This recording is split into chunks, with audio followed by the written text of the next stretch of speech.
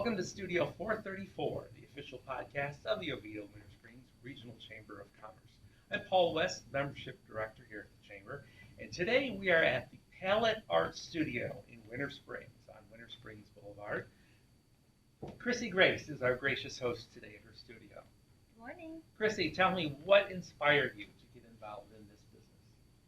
So I started teaching art for Seminole County in the year 2004. So I've been teaching art for many, many years. And I had gone back to school to get my master's degree in art education. And while I was getting my master's degree, I just really got involved in community arts and curriculum development. And I just really started thinking that Winter Springs needed its own art studio. And so a few years ago, I left the school system and I opened up the studio so that we could offer fine arts programs to people in Winter Springs. So I love curriculum development. I love art education. I love spreading art among our community. And so we went for it. Right. So what is a typical non-summertime day here like? Non-summertime day. Well, we have our after-school classes, and we work really hard on creating like an intentional curriculum for our after-school students. So they're getting stuff that the wonderful art teachers at school might not always have time to develop with them. So we have drawing and painting classes. We have hand building classes. We have wheel throwing classes. We just started a craft club on Wednesdays. So, you know, there's a lot of kids who want after-school activities, but they're not maybe that into sports. Or maybe they're into sports, but they also want a little bit of extra fine arts. And so that's why we have our after-school program for kids who really want to come in. And we always tell people you don't have to be great at art. We're here to develop a love for art. So we are doing technique. We are teaching kids, you know, how to shade, how to create value, all of those different things. But we're also teaching them how to have quiet time off of the phone to get into something that they can really enjoy. And that's really what we want, is for people to enjoy the arts. Right. So that's a little bit more of why we might be a little bit different is, yes, we want to teach you all of the things that you need to know to become a successful artist in these different areas, but we really want to help you get in a creative zone, have a safe space to be yourself, and so that's today's households are very busy and lots of things going on with siblings and things like that. So I would imagine you offer some flexibility with scheduling things. We do. We try to work around people's schedule as much as we can, and you know, we've got younger kids earlier in the day. We've got our teens and adults that come in later at night, and we have 4 8-week sessions during the year. So a lot of kids, you know, they're playing soccer and so they can't come for fall, so they come in the spring, and vice versa. So kids can sign up for 8-week sessions, and some of them will stay all year and just continue to sign up. And then due to family schedules, maybe we'll see them in the fall, and then we might not see them again until, you know, winter or something. Right. Yeah. It's not something that you have to continue on to develop. You can pop in and out and just, you know, Very good. With your different age groups, do certain things appeal to the different groups by age? I think that the older they get, the more interested they are in a multimedia approach. So, you know, when they're in elementary school, we do a drawing and painting, and we do, you know, hand building, and then we have the crafts. When the kids are getting older in middle school, high school, they're more interested in like an interdisciplinary approach. So we might create projects where they start off drawing something, and then they're painting, and then they're going to add, you know, like a 3D effect to it. They might add paper mache. They might add, so we're doing like more mixed media projects. We also introduce I'm a mosaic artist at heart. Like, that's where I started, and so we offer mosaic classes, mosaic workshops. For our hand building and our sculpture classes, which is so good for kids, you know, just in terms of like fine motor skills, connecting the brain and the hands. We will do hand building, and then there is an age requirement for the wheel throwing classes. They need to be like at least 8 to 12, and they need to have taken a hand building class because they need to get familiar with how clay works. Clay is very fickle. Things crack, things break. You know, there's all these things, and so before they take the wheel throwing classes, we'll have them do at least one hand building session. I remember in school dealing a lot with air bubbles. Yes. It was a chronic issue. Well, Florida is, it's humid, and so if our pieces aren't completely 100% dry before they go into the kiln, that's where we see a lot of explosions. Yes. So it's also a good lesson in learning. Like, things are not instant. Instant gratification is kind of an issue right now with our youth, and so they understand, like, I'm not gonna come back tomorrow and this is gonna be ready. Like, this is a process, and they get to enjoy that process. Right. Can we see some of the typical things that they would go home with? Sure. So is this something typical that would go home with the kids?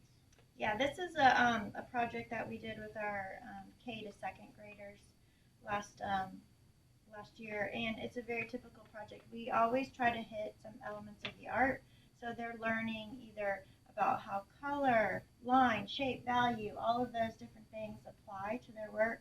And then a lot of times we'll also throw in a art history component to it. So, like, balloon dog sculptures are a Jeff Koons.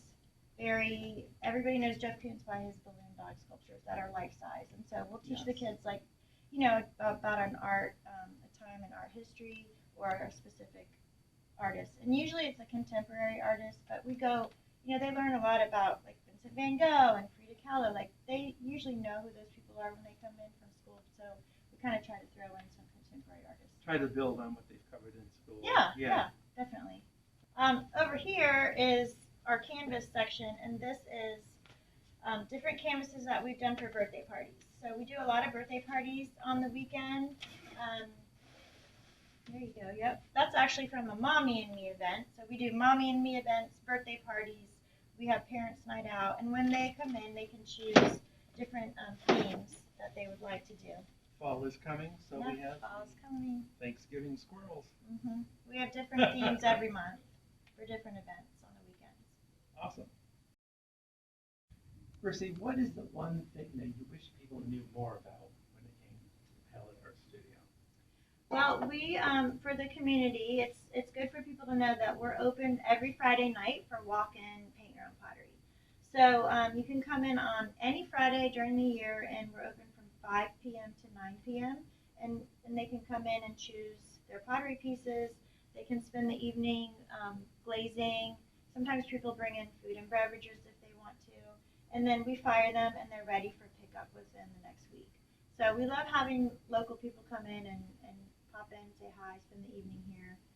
So parents can spend some quality time with their kids too. Oh, they can, yeah. It's a good family evening. It's a good date night. We have ladies come in together. They'll go out to dinner, and then they'll come in together and glaze. So it's a nice opportunity for all different types of groups. Yeah, yep. Can be anybody, really. It's a family-friendly environment, though. Right. Yeah.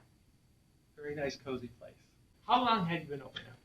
So we just finished our third summer of summer camp, so we're in year 3. School's back in, so it's a little quieter around here. A little quieter. Yesterday, we started our homeschool classes. So a couple days a week we have homeschool, and then the kids come back after school for after-school classes. Great. Yeah. Great. So your schedule changes a little bit with Yes. the school year. Yeah. Not Okay. as busy as our summer camps. So tell us what's going on in front of us, Chrissie. Okay, so a couple times a month we have date nights, and one of the date nights that we offer is wheel throwing. So our wheel throwing instructor spends about 2 hours with couples. They can be couples or friends, just two people that wanted to go out together, and they learn how to throw pottery on the wheel. And so when they leave here, they leave with a few pieces, and we fire them in the kiln. And now I'm dip glazing them for them. So they'll leave and let us know, like, what colors they would like for their pottery, and then we dip glaze them. So they do the shaping. They do. And then the finishing is left for you. Exactly. Yeah, there's only so much you can do in a 2 hour. Right. So they're really just getting the basics of what it feels like to throw on the wheel, and it's a lot more difficult than it seems. Everybody sees ghosts, and they think that they're gonna come in and make these huge pots, but it's a lot of fun for the couples that come in. Yeah, I bet it is. It's a nice getaway, and it's something different too. Yeah. All right. Well, Chrissie, I've got my apron on, and I am ready to go. Okay. So we're going to start with the pottery. We put a wax resist on the bottom, and then we use these tongs to hold on to it, and then we're going to do a quick dip. I'm going to fill it, and I'm going to turn it upside down. It's really not as complicated as it seems. And then we're going to let that dry. So would you like to try one? Yes, I would. Okay. Oh, the color is pretty, like it is. Will it change? It when will it's fired? change. Yep. This particular glaze is a little bit more opaque than the others, but it's called Wedgwood blue, so it'll end up being like a real pretty ocean blue. When we do a high fire kiln, it goes up to like 2,400 degrees. Okay. So it gets very, very hot, and obviously it changes the property of how it glazes. Okay, so you're just gonna hold on to that. Make sure you don't drop it. You're just gonna go in, make sure it fills, and pull it out. And then you just kind of give it a second for all of the glaze to come off. And then when you lay it down, you're going to flip it over so it's on the bottom. Okay. There you go. Like so? Yep, like so. It kind of feels like it's absorbing the glaze a little Yeah. bit. It feels very chalky when it dries. And then it turns very shiny and bright. The heat turns it into a glossy. Like a porcelain, yeah. Okay, interesting. How would you get like a two-tone drip type look? We would do a double dip. So this is the base coat, and actually a lot of people wanted two different colors, and so we'll let these dry completely before we dip them into another color. Okay. You can re-dip them. You can use a cup and pour over it if you want to get different effects. Okay, very good. Well, Chrissie, thank you for having us. I hope you've enjoyed seeing the place as well with us. Tell us, what should people keep in mind when they're thinking about their scheduling of doing something here? That's a great question. So our summer camps are very, very active, and last year we sold out of some of them very quickly. So I always tell people, follow us on social media. We're on Facebook and Instagram, and sign up for our newsletter because we make regular announcements. We open up for summer camp in mid-January, and so to get one of those spots, you want to be ready to register. I know it's early, but these moms they are on it. We have a growing population. Yes.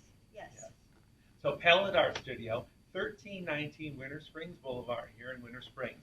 Thanks again, Chrissie, and we'll see you soon on the next Studio 434 podcast.